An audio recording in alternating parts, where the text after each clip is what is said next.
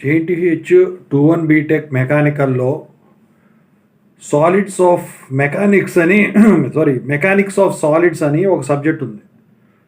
So R22 వాడుకుంది, పాత regulations వాడుకుంది. So ఇది కొంచెం వచ్చేసరికి పెద్దగా ఫి కష్టపడాల్సిన పని అయితే ఏం లేదు, మరీ ఎక్కువ కష్టపడాల్సిన పని లేదు. ఎందుకంటే ఫిజిక్స్ కనుక చదువుకుంటే మీరు దీన్ని ఈజీగా ఇది అవ్వచ్చు అనమాట. సో అయితే దీనికి ఇంపార్టెంట్ టాపిక్స్ అవి చెప్పమని చెప్పేసి చాలామంది అడుగుతున్నారు అనమాట. ఇది R22 వాళ్ళ రెగ్యులేషను దృష్టిలో పెట్టుకొని చెప్తున్నాను. ముందుగా అయితే ప్లేలిస్ట్లను చెక్ చేసుకోండి. ఇంతవరకు ఈ ఛానల్ సబ్స్క్రైబ్ చేసుకున్న వాళ్ళు సబ్స్క్రైబ్ చేసుకుని వీడియోని లైక్ చేసి షేర్ చేయండి. మీకు ఏమైనా డౌట్స్ ఉంటే కాల్ మీ 4 ద్వారా కాల్ చేయండి. Telugu engineering education telegram YouTube channel subscribe చేసుకోండి.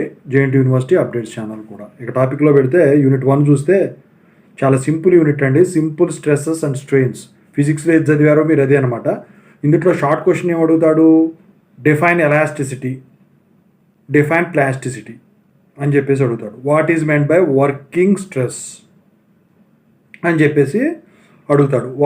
Right the Poisson's ratio, what is meant by volumetric strain, so what is meant by strain energy అని చెప్పేసి అడుగుతాడు. ఎస్ఏ క్వశ్చన్ చూసుకుంటే compare elasticity versus plasticity, what are the different types of stresses and strains అని చెప్పేసి అడుగుతాడు. State and explain Hooke's law అని చెప్పేసి అడుగుతాడండి. ఇక ఆ తర్వాత derive the relationship between volumetric strain, elastic మాడ్యులై అని చెప్పేసి అడుగుతాడండి. ఇక ఆ తర్వాత what is meant by composite bars అని చెప్పేసి అడుగుతాడు. ఇక ఆ తర్వాత స్ట్రెయిన్ ఎనర్జీ గురించి ఎక్స్ప్లెయిన్ చేయమని చెప్పేసి అడుగుతాడు.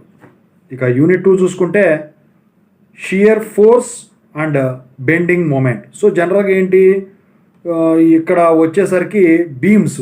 So what is meant by beam, define beam అని చెప్పేసి షార్ట్ క్వశ్చన్ అడుగుతాడు.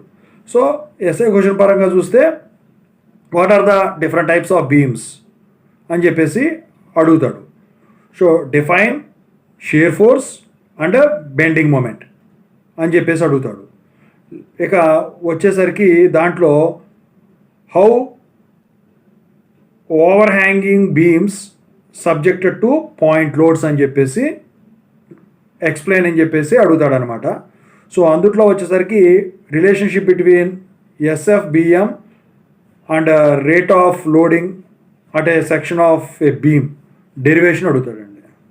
ఇక యూనిట్ 3 చూసుకుంటే ఫ్లెక్సురల్ స్ట్రెస్సెస్లో what are the assumptions made in simple bending అని చెప్పేసి అడుగుతాడు. బెండింగ్ ఈక్వేషను డెరివేషన్ ఉంటుంది కదా, సో అది important, very very very important. ఇక ఆ తర్వాత సెక్షన్ మోడ్యులస్ ఆఫ్ రెక్టాంగులర్ కానీ సర్క్యులర్ సెక్షన్ కానీ అడిగేదానికి ఛాన్స్ ఉందండి. ఇక ఆ తర్వాత వచ్చేసరికి షియర్ స్ట్రెస్సెస్లో ఫార్ములా డెరివేషన్ మీద ఇస్తాడు ఖచ్చితంగా. ఇక ఈ రెక్టాంగులర్, సర్క్యులర్, ట్రయాంగులర్ సంబంధించి షియర్ స్ట్రెస్ డిస్ట్రిబ్యూషన్ ఏదైతే ఉందో వాటి మీద ఒక దాని గురించి ఇచ్చేదానికి ఛాన్స్ ఉంది. ఇక యూనిట్ 4 చూసుకుంటే principal stresses and strains. So ఇందులో వచ్చేసరికి ఏంటంటే what is meant by compound stress అని చెప్పేసి అడుగుతాడు. సో ఎస్ఏ క్వశ్చన్స్ పరంగా చూస్తే normal and tangential stresses on an inclined plane for biaxial స్ట్రెస్సెస్లో రెండిట్లో ఒకటి ఇస్తాడండి. ఇక ఆ తర్వాత మోర్ సర్కిల్ ఆఫ్ స్ట్రెస్సెస్ మీద ఇస్తాడు. What is meant by principal stresses అని చెప్పేసి అడుగుతాడు అనమాట. ప్రాబ్లమ్స్ ఏమైనా ఇస్తే ఇచ్చేదానికి ఛాన్స్ ఉంది. నెక్స్ట్ అందులో థియరీస్ ఆఫ్ ఫెయిల్యూర్స్. సో ఈ థియరీస్ ఆఫ్ ఫెయిల్యూర్స్లో